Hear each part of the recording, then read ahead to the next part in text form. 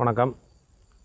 விசிலை ஊதி அமக்கலப்படுத்தும் விஜய் ரசிகர்கள் அவங்க நினச்சிக்கிருக்காங்க அந்த மாதிரி விசில் ஊதுறதும் இது நமக்கு கிடைச்ச பெரிய வெற்றி, ரொம்ப சிறப்புன்னு நினச்சிக்கிருக்காங்க. பொதுமக்கள் ரொம்ப துன்புறுத்தலுக்கு, ரொம்ப கஷ்டத்துக்கு ஆளாகிறாங்க. அவங்களுக்கு அது தெரிய மாட்டேங்குது. தலைவனும் அப்படித்தான் இருக்கான், தொண்டவனும் அப்படித்தான் இருக்கார். என்ன நிலைப்பாடு? விசில் எந்த நேரம் சின்னம் கிடச்சா சின்னத்தை கொண்டு போய் சேர்க்காம எந்த நேரம் ஊதிக்கிட்டே இருந்தால் ஒரு இரிட்டேட்டிங்காக இருக்காதா? கொஞ்ச நேரம் இந்த சத்தத்தை தொடர்ந்து கேட்டால் எப்படி இருக்கும்?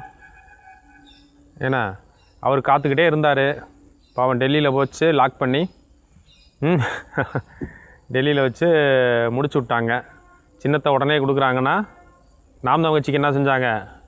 10 நாளா 4 நாள், ஒரு வாரத்துக்கு முன்னாடி தான் சின்னம் கொடுத்தாங்க. ஆனால் 2 மாதம் 3 மாதத்துக்கு முன்னாடியே சின்னம் வருதுன்னா அப்போ என்ன நடந்திருக்கு? டெல்லியில் சமரசம் ஏதோ ஒன்று நடந்திருக்கு. அது தேர்தல் நெருங்கும்போது தான் தெரியும். காத்திருந்தார் இலவு காத்த கிளியா விஜய் அவர்கள். தம்பி விஜய், அரசியல் நமக்கு தம்பி தானே, வயசில் அண்ணன் தம்பி விஜய் அவர்கள் காத்திருந்தார். இப்போ அந்த கட்சி கூட்டணிக்கு வருது. ஓ, அவெல்லாம் கூட்டணிக்கு வரானா? ஓ, இவெல்லாம் கூட்டணிக்கு வரானா? சத்தம் போடாதீங்க, நிறைய பேர் கூட்டணிக்கு வர்றாங்க அப்படிலாம் சொல்லிக்கிருந்தாங்க. மெகா கூட்டணி அமைக்க போகிறோம், நிறைய பேர் கூட்டணிக்கு வராங்க, நாங்கள் தான் பெரும்பான்மையே, நாங்கள் இல்லாமல் எந்த அணியும் வெற்றி பெறாது அப்படின்லாம் நிறைய பேசிக்கிருந்தாங்க. இப்போ எவ்வளோ பெரிய மெகா கூட்டணி ஆகிருக்கு பார்த்தீங்களா? ஒரே ஒரு பேர் தெரியாத ஒரு கட்சிக்காரரு பாவம், ஒரு வாய் அவர் போயிருக்காரு. எப்படி என்ன நிலைமைக்கு போயிட்டீங்க பாருங்க. ஒரு கிருஷ்ணசாமி அவங்கள நம்பலை, சின்ன கட்சி, அவர் நம்பலை. திருமாவளவனே அவர் போகவே மாட்டார். டிடிவி வருவார், எங்கள் கூட ஓபிஎஸ் வருவார். என்னென்ன பேசுனீங்க? கடைசியில் தனித்து விடப்பட்டீங்களா? அதான் அன்ட்ரஸ்டட் நாட் ப்ரூவ்டுன்னு சொல்லுவாங்க. நிரூபிக்கணும். நிரூபிச்சிருந்தீங்கன்னா ஒரு கணக்கு.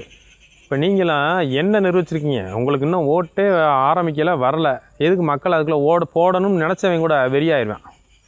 இந்த விசில் அடித்தான் பஞ்சுகள் குஞ்சுகளின் தொல்லை தாங்க முடியல. இந்த அணில் குஞ்சுகள் விசில் அடித்து மக்களை இரிட்டேட் பண்ணிக்கிட்டே இருக்காங்க. இவங்களை எங்கே போய் என்ன சொல்கிறதுனே தெரியல.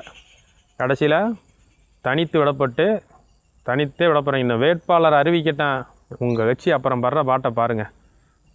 என்ன நிலைப்பாடு ஆகுறீங்கன்னு மட்டும் பாருங்கள். பல பேர் வெளியேறுவான். நான் அப்படி செலவழித்தேன்னு பல பேர் வெளியேறுவான் பாரு. அந்த அளவுக்கு. ஏன்னா ஒரு நிலைப்பாட்டில் இல்லை, ஒரு சின்னம் வந்துருச்சா? ஏங்க சின்னத்துக்கு 2 மாதம் இருக்குங்க. பக்கத்தில் என் ஊரில் நைட்டு சின்ன தேர்தல் ஆணையம் கொடுத்துருக்கு. நைட்டாக ப்ரெஸ்ஸுக்காரனை போய் அடித்து எழுப்பி, இந்த கேதத்துக்கெல்லாம் இறந்தவங்களுக்கு ஓட்டுவாங்க பார்த்தியா, வெள்ளை சீட்டு பிளாக் நைட்டில், அந்த மாதிரி அடித்து நைட்டு. என்ன எதுக்குடா அவ்வளோ அவசரம்? நாம் தங்கச்சியில் ஊடக வலிமையே இல்லாமல் 4 நாளில் கொண்டு போய் சின்னத்தை சேர்த்தான். ஒன்று இந்த மைக்குன்னு ஒரு டொய்க்கை கொடுத்தாங்க, அதை வச்சு சேர்த்தான். இவங்க பறக்கிறானுங்க, பறந்து நைட்டே அடித்து ஒட்டி நாங்கள் அதை செஞ்சிட்டோம்ட்டு. புரிதல் இல்லை. தலைவனும் அரசியல்படுத்தப்படலை, தொண்டர்களும் அரசியல்படுத்தப்படலை.